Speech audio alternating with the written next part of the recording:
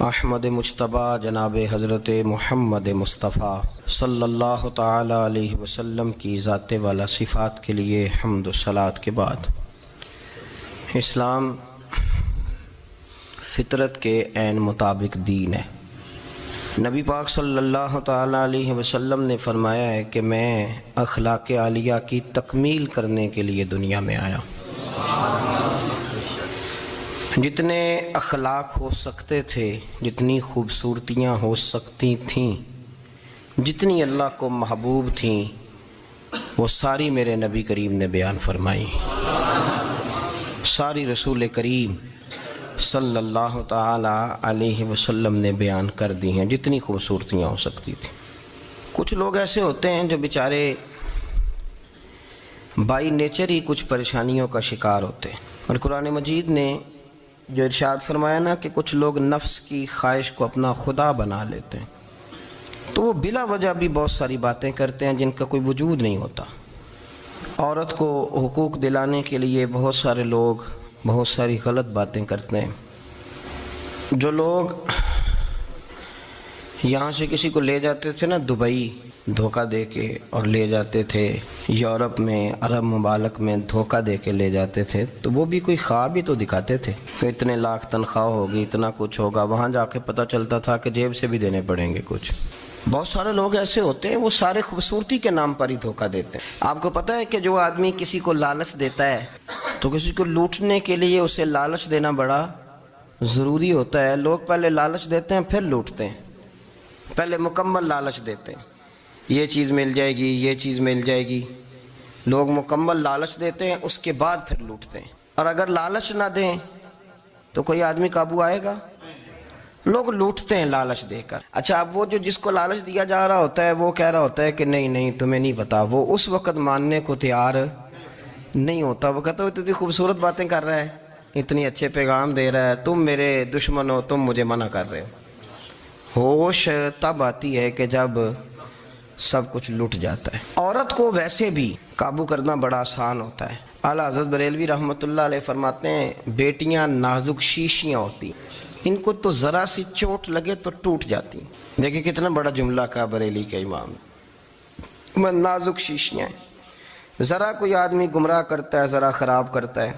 اب دیکھیں نا، یہ جو بچیوں کو بچے مس گائیڈ کرتے ہیں، انہیں بڑے بڑے خواب دکھاتے ہیں، وہ بیچاری ماں باپ کو چھوڑ کے، بہن بھائی کو چھوڑ کے اس کے ساتھ شادی کرتی ہے، پھر جو اس کا بعد میں اشر ہوتا ہے، آپ ادلیاں نو سردار پہن تکے تے شرما والیاں نو چوٹے ڈولیاں دے۔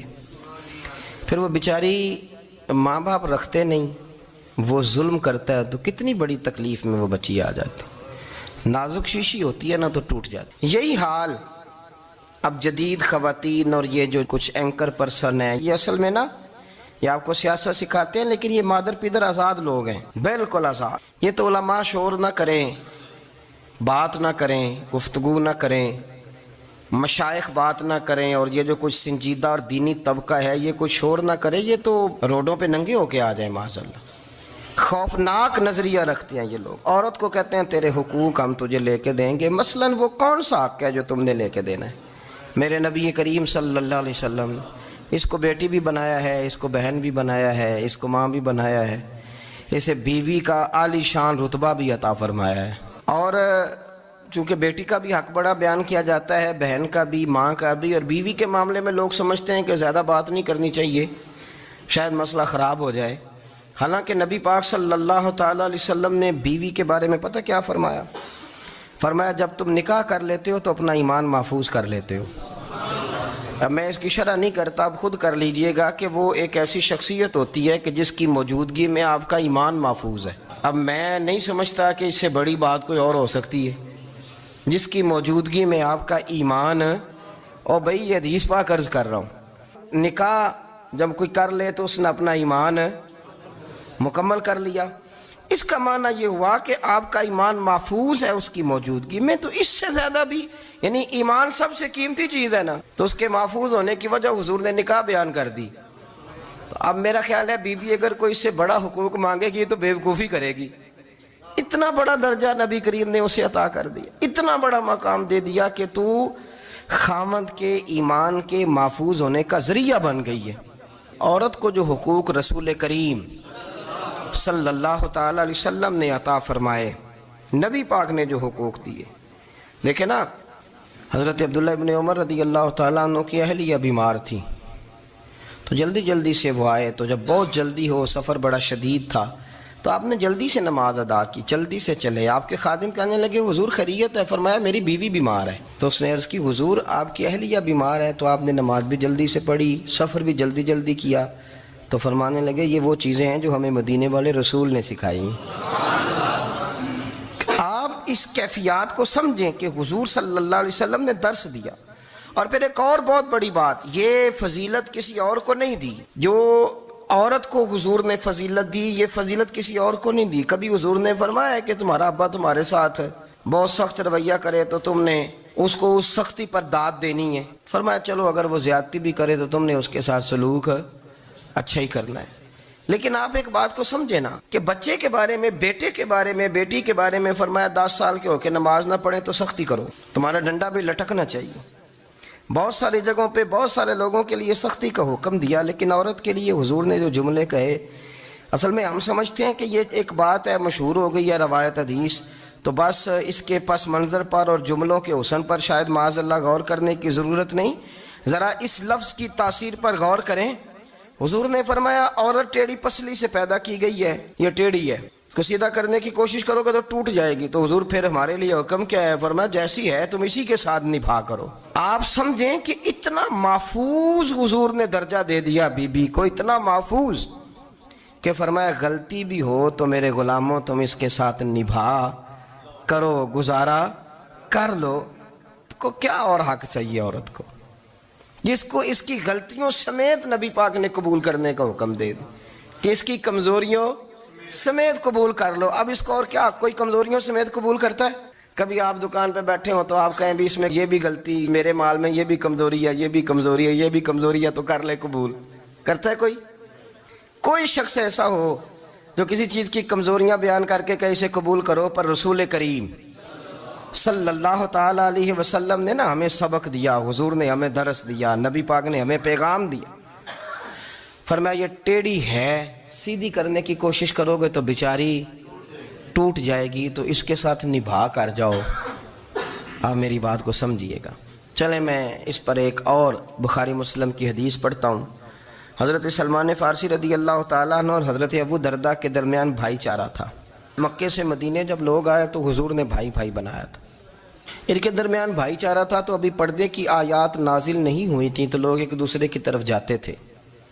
حضرت سلمان فارسی رضی اللہ تعالیٰ عنہ حضرت ابو درداء رضی اللہ تعالیٰ عنہ کے گھر میں تشریف لے گئے تو دیکھا کہ ان کی بیوی بڑی غمگین بیٹھی ہیں۔ تو ہم نے فرمایا بہن کیا ہوا؟ تو کہنے لگی تمہارے بھائی کو دلچسپی کوئی نہیں رہی، ہر روز روزہ رکھ لیتا ہے اور ساری ساری رات نفل پڑھتا ہے۔ حضرت سلمان فارسی کہنے لگے ٹھیک ہے کر لیتے ہیں بندوبست۔ نماز دین ہے کہ نہیں؟ دین ہے نا یہ چیزیں۔ لیکن حضرت سلمان فارسی جناب ابو درداء سے کہنے لگے آج میں نے تیرے گھر میں رہنا رات کو، کیونکہ وہ تو ساری رات نماز پڑھتے تھے، نفل پڑھتے تھے۔ انہوں نے کہا ٹھیک ہے، ایک بستر لا کے بچھا دیا حضرت سلمان فارسی کے لیے۔ سلمان فارسی فرمانے لگے دوسرا بھی لا۔ کہا وہ کیا کرنا ہے؟ فرمانے لگے تو نے بھی سونا ہے، میں نے بھی سونا ہے، تو نے بھی سونا ہے، عشاء پڑھیں گے اور پھر دونوں سوئیں گے۔ کہا میں نے تو نماز پڑھنی ہے۔ فرمایا تہجد کے وقت اٹھ کے پڑھیں گے، اللہ کے رسول بھی رات آخری حصے میں جا کے نماز پڑھتے ہیں۔ ادھر ساتھ سلا لیا، وہ تھوڑی کو دیر سوئے، اب عادت تھی ساری رات اٹھنے کی، ذرا اٹھنے لگے بستر سے تو حضرت سلمان فارسی فرمایا چپ کر کے سو جا، اب بڑی رات پڑی ہوئی، چپ کر کے سو جا۔ وہ لیٹ گئے، پھر اٹھنے لگے تو فرمایا سو جا چپ کر کے، بڑا ٹائم ہے۔ سحری کے وقت اٹھے، نفل پڑھے، ان کا ارادہ تھا روزہ رکھنے کا، تو فرمانے لگے کل رکھا تھا نا نفلی روزہ؟ جی رکھا تھا۔ پرسوں بھی رکھا تھا، ترسوں بھی رکھا تھا۔ فرمایا آج نہیں رکھنا، آج میں تیرا مہمان ہوں، سارا دن کٹھے مل کے روٹیاں کھائیں گے، آج نہیں روزہ رکھنا۔ سلا دیا۔ اب حضرت ابو درداء رضی اللہ تعالیٰ عنہ کہہ تو کچھ نہ سکے، پر کہنے لگے سلمان تم پتہ تم کیا کر رہے ہو، نہ تم نے مجھے رات اٹھ کے زیادہ نفل پڑھنے دیے، سویرے روزہ نہیں رکھنے دیا۔ تو حضرت سلمان فارسی کہنے لگے کوئی لمبی بات تو نہیں نا، چلتے ہیں نا ابھی فجر میں مسجد نبی میں، تو نبی پاک کو بتاتے ہیں سرکار دو عالم علیہ السلام کی خدمت میں تو اپنی بات کرنا، میں اپنی کروں گا، حضور نتیجے کا اعلان فرما دیں گے، بات طے ہو جائے گی۔ حاضر خدمت ہوئے، عرض کی یا رسول اللہ صلی اللہ تعالیٰ علیہ وسلم یہ ساری رات نفل پڑھتے ہیں، ہر روز روزہ رکھتے ہیں، ان کی اہلیہ غمگین بیٹھی ہیں، حکم فرمائے. تو نبی پاک صلی اللہ علیہ وسلم نے فرمایا پھر ہوا کیا؟ یا رسول اللہ میں نے رات سلایا ہے، سحری میں اٹھایا ہے، سویرے روزہ نہیں رکھنے دیا. نبی پاک نے فرمایا سلمان فارسی نے ٹھیک کیا ہے، سلمان فارسی نے ٹھیک کیا. پھر حضور نے فرمایا، نبی کریم نے فرمایا ابو درداء تیرے اوپر اگر اللہ کا حق ہے، اس کے رسول کا حق ہے، دین کا حق ہے، تو فرمایا تیری آنکھ کا بھی تیرے اوپر حق ہے، تیرے وجود کا بھی تیرے اوپر حق ہے. یہ حضور نے فرمایا تیرے بچوں کا بھی تیرے اوپر حق ہے، تیری بیوی کا بھی تیرے اوپر حق. اس حق کو بھی سمجھے. حقوق اللہ بھی ہیں، پر تیری آنکھ کا بھی تیرے اوپر. کیا مانا کہ تیری آنکھ سونا چاہتی ہے تو اسے سلا بھی. تیرے وجود کا بھی تیرے اوپر حق ہے، تو تیرا وجود آرام کرنا چاہتا ہے تو اسے آرام بھی کرا. اور پھر وہاں نبی پاک صلی اللہ علیہ وسلم نے فرمایا میں تم سب سننا یہ لفظ حدیث کے. حضور نے اسی موقع پر فرمایا میں تم سب سے زیادہ اپنے رب کو جانتا ہوں اور میں تم سب سے بڑھ کر اپنے رب سے ڈرتا ہوں. حضور فرمانے لگے میں روزہ بھی رکھتا ہوں، افطار بھی کرتا ہوں، یعنی کبھی رکھتا ہوں اور کبھی نہیں رکھتا. فرمایا میں نفل بھی پڑھتا ہوں اور اپنی بیویوں کو وقت بھی دیتا ہوں. سرکار مسجد میں بھی آتے تھے، نواسوں کے ساتھ کھیلا بھی کرتے، ان کے ساتھ پیار بھی کرتے. تو اتنے بڑے حقوق حضور نے بیان فرمائے عورتوں کے کہ تمہاری بیوی کا بھی تمہارے اوپر. لو ایک حدیث بخاری کی اور یہاں بیان کر دیتا ہوں. ایک شخص نے آ کے عرض کی یا رسول اللہ صلی اللہ تعالی علیہ وسلم جہاد کے لیے تیاری ہو گئی ہے، صفیں بن رہی ہیں، مجاہدین کی تیاری ہے، تو میرا بھی نام لکھ دیا گیا ہے مجاہدوں کی لسٹ میں، لیکن یا رسول اللہ صلی اللہ تعالی علیہ وسلم میری بیوی نے حج کی تیاری کر لی ہے اور میرے دوستوں نے صحابہ نے میرا نام مجاہدین کی لسٹ میں لکھ دیا، تو میرے لیے کیا حکم ہے؟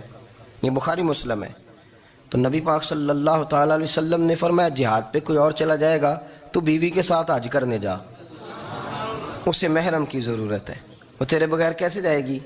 مجاہدین کو تو اور مجاہد مل جائے گا، پر تو اپنی بیوی کے ساتھ جانا. نبی پاک صلی اللہ علیہ وسلم نے مرد کو محافظ بنایا ہے، عورت کو مرد کا قیدی نہیں بنایا، بلکہ عورت کو حفاظت عطا کی اور مرد کو اس کا محافظ بنایا. اب بچیاں آزاد ہونا چاہتی ہیں، اور آزادی بھی وہ والی کہ جو بنیادی طور پر آزادی نہیں، فحاشی ہے. میں نے بہت پہلے کہا ہے کہ اسلام بیٹیوں کو قیمتی سمجھتا ہے. جس بندے کے پاس 20 تولے سونا ہو وہ چوک میں لے کے نہیں آتا، وہ قیمتی چیز ہے، اس نے چھپا کے رکھی ہوتی ہے.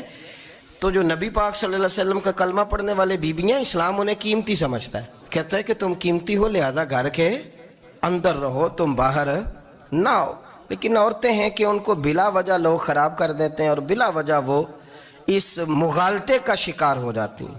اب آگے بڑھتے ہیں. قرآن مجید نے سورہ نور کی آیت نمبر 30 میں کہا کہ کل للمؤمنین یغضوا من ابصارہم، فرمایا کہ اے محبوب علیہ السلام مومن مردوں سے کہہ دو کہ اپنی نظریں جھکا کے رکھیں، اپنی نظریں. اور اگلی آیت میں فرمایا وَقُلْ لِلْمُؤْمِنَاتِ يَغْضُضْنَ مِنْ أَبْصَارِهِنَّ، فرمایا کہ اے محبوب مومن عورتوں سے بھی کہہ دو کہ اپنی نظریں جھکا. مرد بھی اپنی نظر جھکا کے رکھے گا عورت کی طرف، لیکن یہ ساری پابندی صرف مرد پر نہیں، عورت بھی غیر محرم کا چہرہ نہیں دیکھے گی، اس پر بھی اسی طرح نظر جھکانے کا حکم ہے جس طرح کہ وہ ہر دکاندار کو بھائی جان کہہ کے گفتگو کرنے کی اس کو بھی اجازت نہیں ہے کہ وہ سمجھے کہ پابندی تو مرد نے کرنی تھی، میں نے تھوڑی کرنی تھی. وہ جس کے پاس جائے، جہاں بھی جائے، ڈاکٹر کے پاس جائے، باہر جائے، تو وہ جس طرح مرضی اس کا دل چاہے وہ بات چیت کرے، اس کی عورت کو بھی اجازت اسلام نہیں دیتا. بنیادی طور پہ اسلام شرم و حیا کا دین ہے، حیا کی بات کرتا ہے. حیا کی جب ہم تعریف کرتے ہیں تو حیا کی تعریف یہ ہے کہ کوئی کبھی چیز دیکھ کے نا تو آپ کی طبیعت میں کراہت محسوس ہو، آپ کوئی غلط جملہ منہ سے نکالتے ہوئے ذرا جھجکیں، آپ کوئی غلط بات کرتے ہوئے تھوڑا بوجھ محسوس کریں. ہمارے ہاں تیزی سے فروغ پایا ہے بے حیائی. سنگیوں کی محفلیں، یاروں کی محفلیں، اس میں غلیظ گفتگو ہوتی ہے. اللہ ماشاء، دوستوں کو بڑی پاک صاف گفتگو کرنی چاہیے. دوستی کا رشتہ بڑا مقدس رشتہ ہے. جو یہاں ایک دوسرے سے پیار کریں گے جنت میں بھی اکٹھے داخل کیے جائیں گے. شرط یہ ہے کہ پیار اللہ رسول کی رضا کے لیے ہو. لیکن